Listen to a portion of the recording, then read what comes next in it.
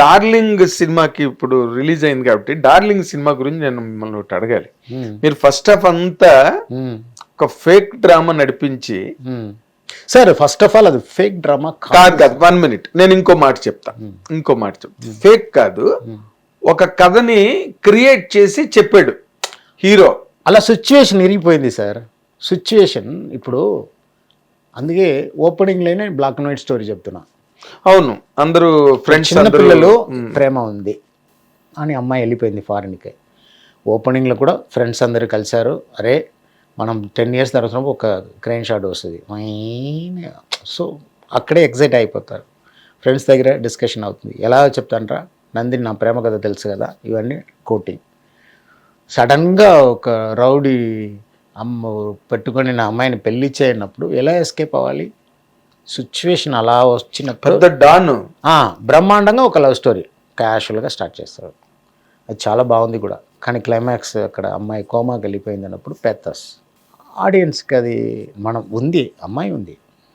అసలు first sir narration sir, అదే cinema చూసి క్రిటిసైజ్ చేస్తున్నారు. అమ్మాయి నిజం, ప్రేమ నిజం. శ్రీనివాసరెడ్డి గారు మామూలుగా లేదండి.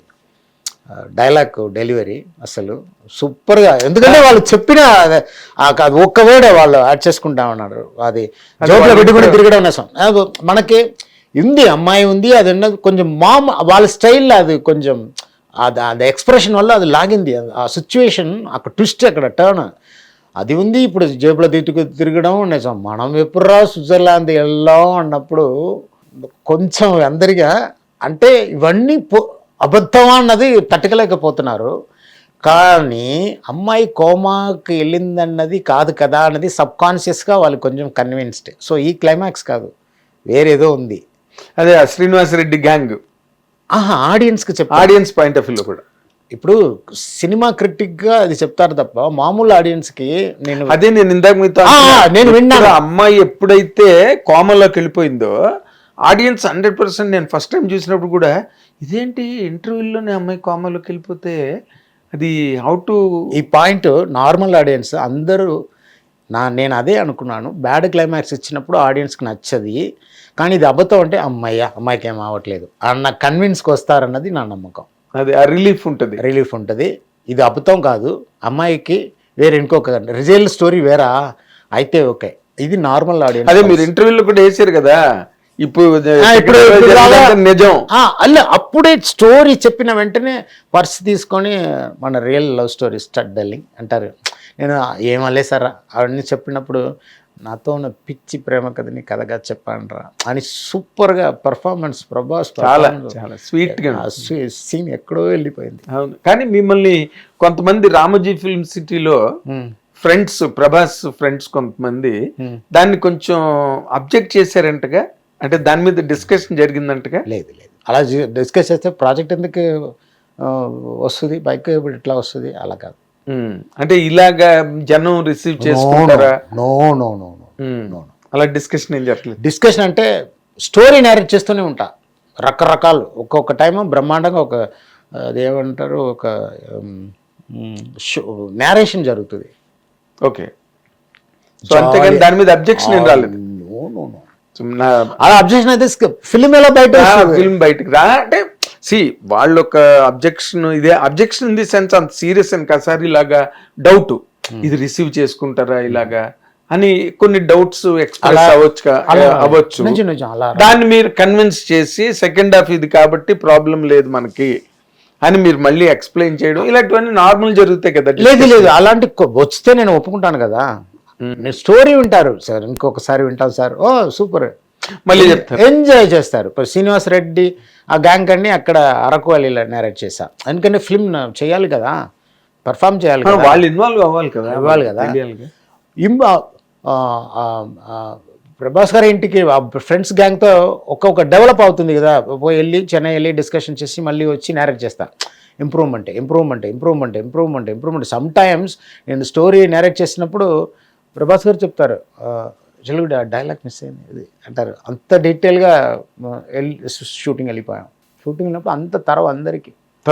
అవును, ప్రొడ్యూసర్స్, హీరో ఫ్రెండ్స్, క్యారెక్టర్స్ తులసి మేడం కూడా నేను నేరేట్ చేశా. తులసికి కూడా తులసి మేడం, ప్రభు సార్కి చెన్నైలో వెళ్ళి నేరేట్ చేశా. Everyone knows about, no doubt. కాజల్కి తెలుసు, అందరికీ తెలుసు. ఎగ్జాక్ట్లీ. షూటింగ్ అంటే రేపు ఆ సీన్ అంటే అందరు ప్రిపేర్ అవుతారు అంతే. అదే వాళ్ళ బుర్రలో మొత్తం స్టోరీ ఉంటుంది కదా టోటల్గా. ఇప్పుడు మీ దాంట్లో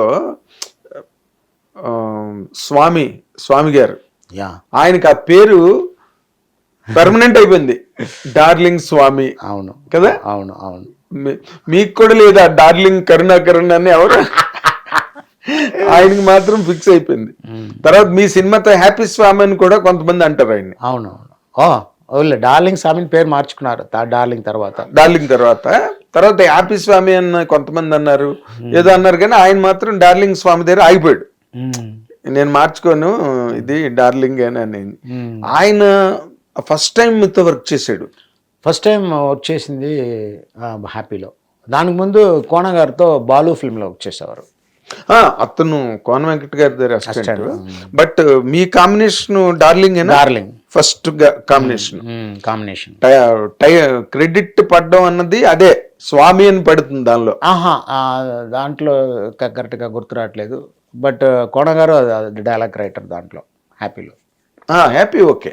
నేను డార్లింగ్ టైటిల్ ఏదో డార్లింగ్ గురించి మాట్లాడుతున్నా. హ్యాపీలో డార్లింగ్లో నేను ఉల్లాసంగా వచ్చాను లేదు, డార్లింగ్ తీసుకొచ్చా. మళ్ళీ మీరు తీసుకొచ్చారు.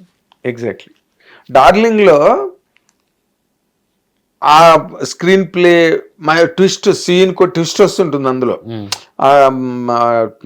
ఆ లిటిల్ బాయ్ తో జలపాతాలు అంటే ఇష్టం అని ముందు ఫేక్ చేయడం, మళ్ళీ ఇంకో సీన్ లోనేమో వాలీబాల్ అంటే ఇష్టం అని ఆ కుర్రడి చేత మీరు చాలా గేమ్ ఆడించారు సెకండ్ హాఫ్ లో, రైట్? ఈ మొత్తం ఈ ప్రయాణంలో డైలాగ్ పార్ట్ కి మీరు ఎంత సార్? డైలాగ్ అంటే సీన్ నేరేట్, ఒక డైరెక్టర్గా నేను ఒక స్టోరీ నేరేట్ చేసినప్పుడు డైలాగ్ కూడా డైలాగ్తోనే చెప్తారు. నేను రాసి ఇస్తా స్వామికి, స్వామి అది చూసి అది బెటర్మెంట్ ఏదైనా ఉంటే చేసి ఇస్తారు నాకు. ఓకే. ఇప్పుడు క్లైమాక్స్లో ఆ కాజల్ ప్రభాస్ డైలాగ్ ఉంది కదా, అది బాగా రాశారు, అది సూపర్గా రాశారు. పర్టికులర్గా అది కావాలి కదా సార్. తెలుగు అన్నది నేను ఇప్పుడు కలవకేలుగా రాస్తా, తెలుగు వదిలే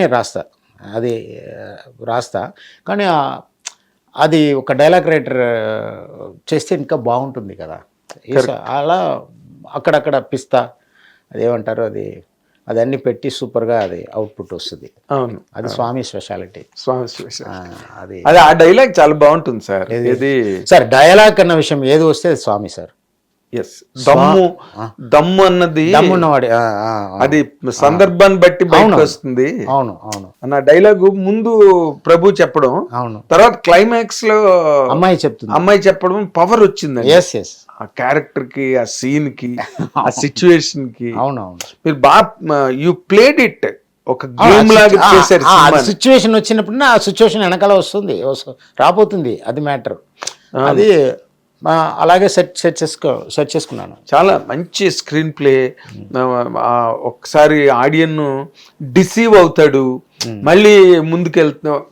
ఇట్స్ రియల్ ఫన్ అండి. Thank you. డార్లింగ్ అన్నది రియల్ ఫన్.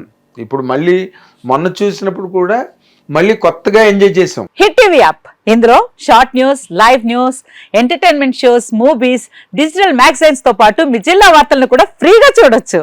ఇంకెందుకు ఆలస్యం, వెంటనే హిట్ టీవీ యాప్ ని డౌన్లోడ్ చేసుకుని ఫ్రీగా ఎంటర్టైన్మెంట్ పొందండి. Hit TV app. Hit TV app. Please download hit TV app. Hit TV app ని ఫ్రీగా డౌన్లోడ్ చేసుకుని ఎంజాయ్ చేయండి. మీకు నచ్చిన ఎంటర్టైన్మెంట్ కోసం హిట్ టీవీ యాప్ ని ఫ్రీగా డౌన్లోడ్ చేసుకుని ఎంజాయ్ చేయండి. హిట్ టీవీ యాప్ ని డౌన్లోడ్ చేసుకుని ఆస్వాదించండి, ఆశీర్వదించండి. ఇంతమంది సెలబ్రిటీలు హిట్ టీవీ యాప్ ని డౌన్లోడ్ చేసుకోండి అని చెప్తున్నారంటే ఎంత మంచి యాప్ ఆలోచించండి. అమెరికా అమెరికాలో చదవాలనుకునే వాళ్ళకి విశ్వసనీయమైన పేరు మన శౌర్య కన్సల్టెన్సీ. UK లో 1 year masters, UK లో 1 year masters, 2 years work permit up to 5 years visa. Contact Saurya Consultancy. Contact 89851 89851.